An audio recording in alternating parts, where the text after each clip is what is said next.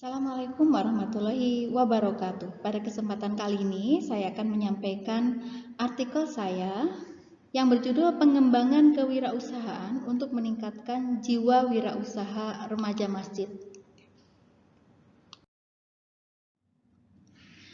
Latar belakang pengabdian ini yang pertama, pertambahan jumlah angkatan kerja di Indonesia dari tahun ke tahun semakin meningkat, namun tidak diikuti dengan peningkatan jumlah lapangan kerja.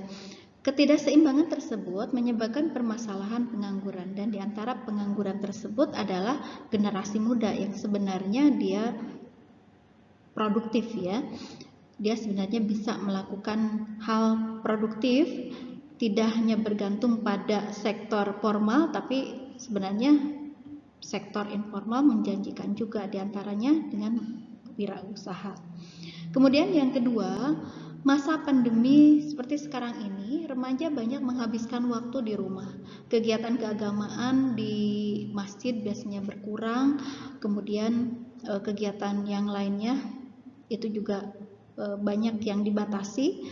Nah, kegiatan remaja di masjid sebenarnya diharapkan mereka bisa tetap dekat dengan masjid, mereka bisa berkegiatan di masjid. Nah, diantaranya dengan pelatihan kewirausahaan untuk remaja.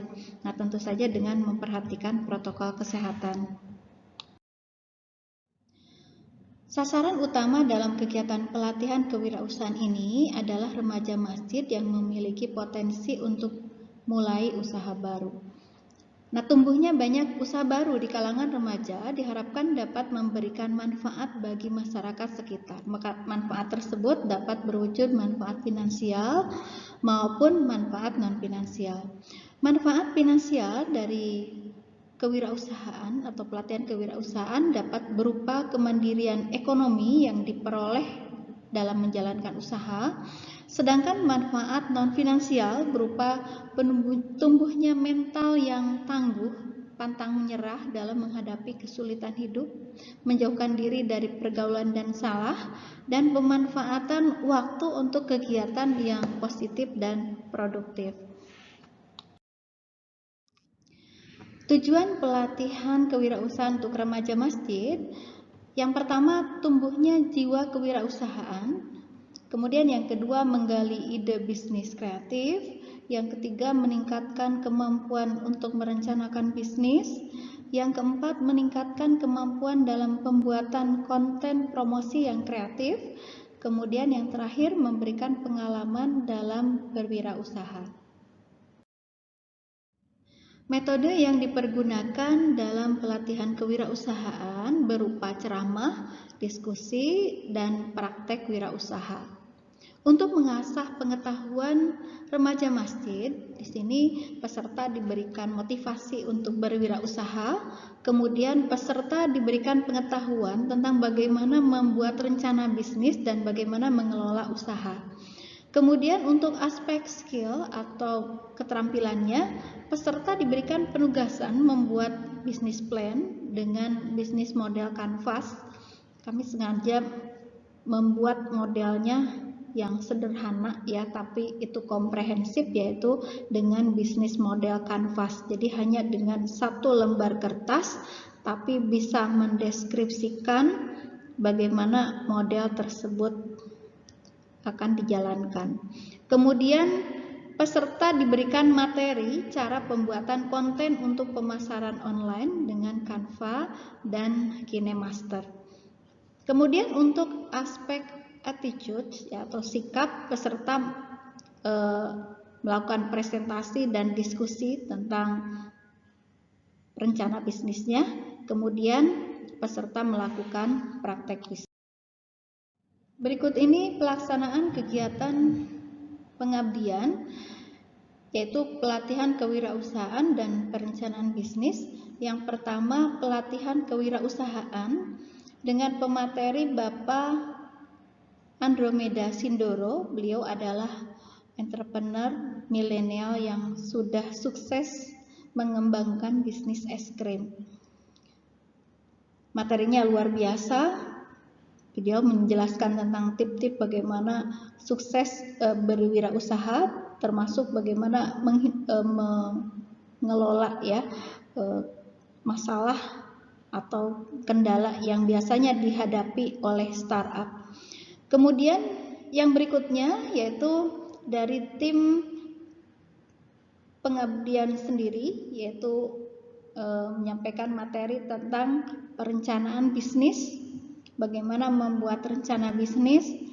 Nah, di sini menggunakan bisnis model Canvas.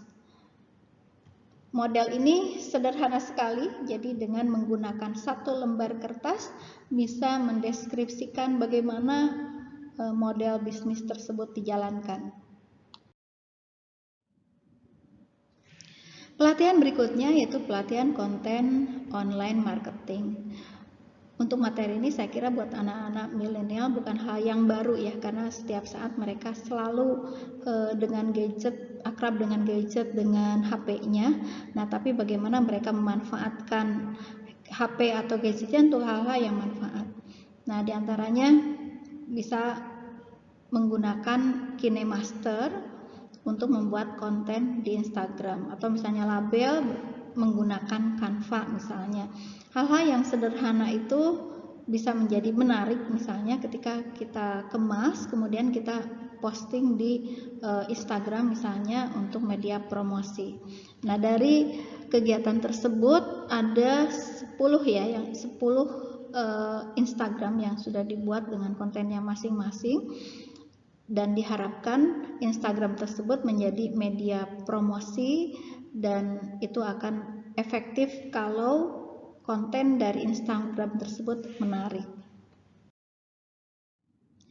Setelah dilakukan 3 pelatihan, yaitu ada pelatihan kewirausahaan, ada pelatihan perencanaan bisnis, pelatihan konten untuk online marketing. Nah, kemudian peserta diminta untuk membuat perencanaan bisnis masing-masing sesuai dengan minatnya. Nah, ada 11 orang yang membuat perencanaan bisnis dan mempresentasikannya, dan dari 11 orang tersebut ada 1 orang yang memilih atau minat untuk usaha jasa, yaitu jasa fotografi ya. Kemudian ada 5 orang yang minat untuk usaha dagang. Kemudian yang ketiga ada 5 orang yang minat untuk usaha kuliner.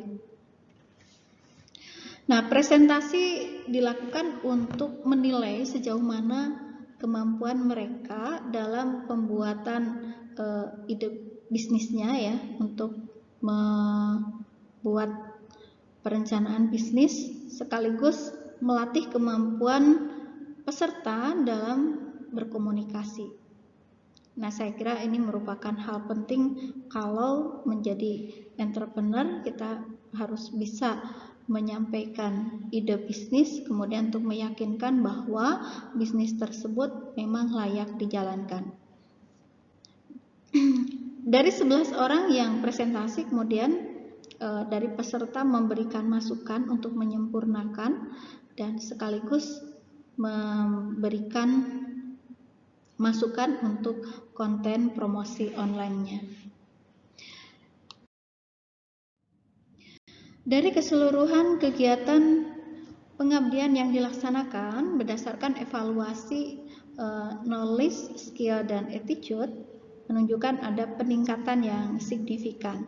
Dari aspek pengetahuan, mereka mengetahui bagaimana mengelola usaha, bagaimana membuat rencana bisnis. Kemudian dari aspek skillnya, mereka bisa membuat perencanaan bisnis, dan dari sikap, mereka menunjukkan sikap yang lebih antusias dan mereka mampu mengkomunikasikan ide bisnisnya dengan baik. Nah, kalau kita lihat dari keseluruhan peserta, jadi ada 15 peserta yang mengikuti, 11 peserta mengikuti presentasi, dan 10 peserta mengikuti praktek bisnis atau melakukan praktek bisnis sesuai dengan minat masing-masing. Dari keseluruhan kegiatan, pelaksananya berjalan dengan lancar dan bisa memberikan kontribusi atau manfaat bagi remaja masjid untuk menginvestasikan waktu mereka untuk hal-hal yang lebih bermanfaat dan lebih produktif. Mungkin itu saja yang saya sampaikan. Kurang lebihnya mohon maaf. Assalamualaikum warahmatullahi wabarakatuh.